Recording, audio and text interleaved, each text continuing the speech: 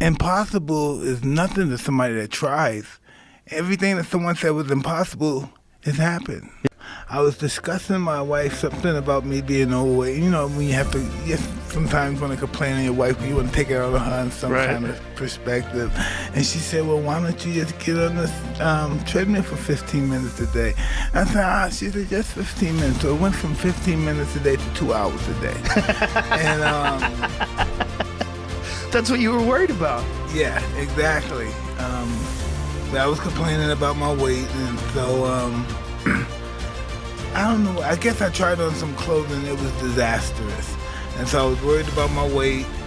And she told me the 15-minute route, and it went 2 hours a day. And I just started losing weight. And then somebody, my brother-in-law, said, hey, Mike, man, I know you're not going to win, but somebody said, would you fight this guy for like 40 million or 30 million bucks? I said, man, get the whoa. I said, then something, ding. I was just getting ready to get the fuck. I said, whoa. I said, like, well, who would they like me to fight? And he said, 1 minute. And he goes, then it's Bob Sapp. I said, okay. And so I'm saying to myself, well, I know Bob. And I said, because I know Bob is big and strong. I said, 1 minute. How would they like me to fight him? Can I fight him under the Marcus Queensberry rule? And he said, 1 minute, Mike. He asked the guy. The guy said, yes. I said, I'll fight him. Right? And so it was Bob Sapp was the first one that was brought up. Yeah. So for people who don't know Bob Sapp was a giant fighter in Pride. At one time, he was like 375 pounds. He was fighting all the kickboxers, solid muscle, with abs. That's incredible, right? And it went from him to somebody else, and another guy, then MMA, then this guy, and then somehow, some other fighters, Vander. Then it went from, who else? It was another heavyweight champ. It was just a bunch of guys out there ain't fight. And next thing you know, it came down to Roy. I said, how did this? And I'm like, I don't know what the hell's going on. And then he signed the contract. I signed the contract. Next thing you know, I'm in the gym again, and it's disastrous. I'm trying to get in the shape. I'm saying, did I really do this shit? Cause you would probably know, because if you getting in shape and getting conditioned, they're two different animals. They don't even belong in the same workout division of working out. Like getting in shape is just being kind of fit. Yes, and just getting in shape is able to fit your clothes. Right. That's getting in shape, being able just to fit your clothes. Being in condition is being able to come outside of your soul. Yeah. You can't do that automatically. You're talking about being in fighting condition. Yes. Yeah. That's a rare state, and you can't keep it for very long. No, it is just... People need to understand that, right? The emotional state to prepare for that is, mind-boggling. Well, that's what I was seeing when I was seeing you hit the pads. I'm like, this isn't just working out. There was something going on, man. When you were working out with Cordero and you were ripping to the body and throwing those hooks, I was like, this is a man who's preparing to go to combat. This is not normal getting ready to work out shit. That's why when I saw that video, I was like, oh. Want me to tell you something about that video? Yeah. I did that video and I was in bed for a week. That was 30 seconds and I was in bed for a week. And it's not funny because it made me realize that this is big boy shit, okay? Big boy shit. This big boy shit. There it is right there. Yeah, that wasn't really cool. No, that's in the gym. That's now. The thing is, though, That's now. That's going for 5, 6 rounds. That's now. But I'm talking about before that 30 seconds. The first time I ever did it, I caught what's the shit you cut when you can't walk? Sciatica. Yeah. Everything came in. All that shit that came back that made me quit boxing, all the pain started coming back. So when you started training again, did you start doing it slowly after that? Extremely slowly. And then I started dabbing in the alternative stuff. Like what kind of stuff? Cryotherapy type shit?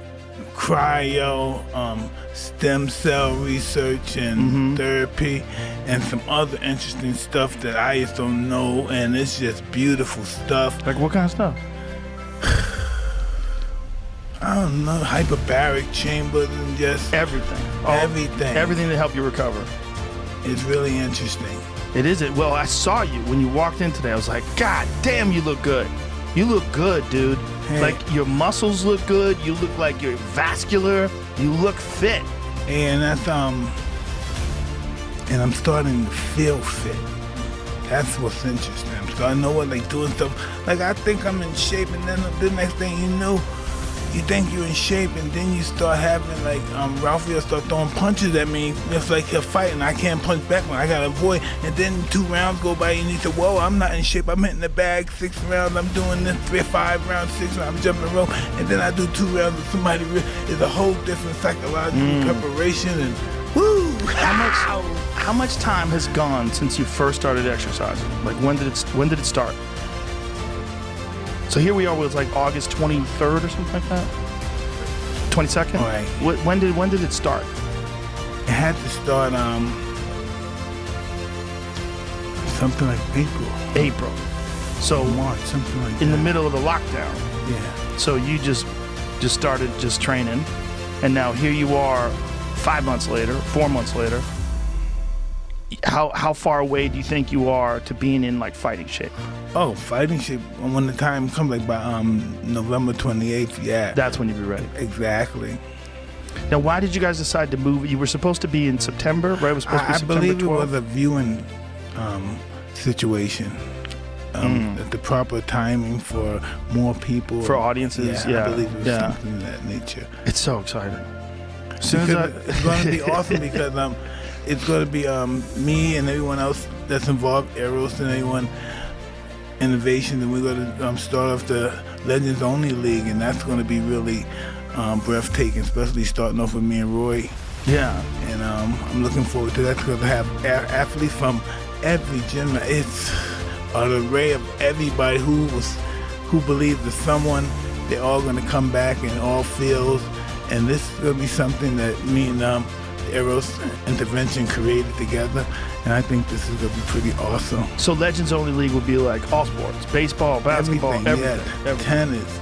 Yeah, imagine if something crazy like we did with Billie Jean King to have somebody, say, one of Serena, somebody play McEnroe and that kind of stuff. Right. Exhibitions and stuff like that. Or somebody like Man of War can play one-on-one with whoever, Iverson or somebody. Mm-hmm. Yeah. I mean, Men of Peace. Men of War's the horse. Meta World Peace. Yeah. No, it's an amazing idea, but particularly for you.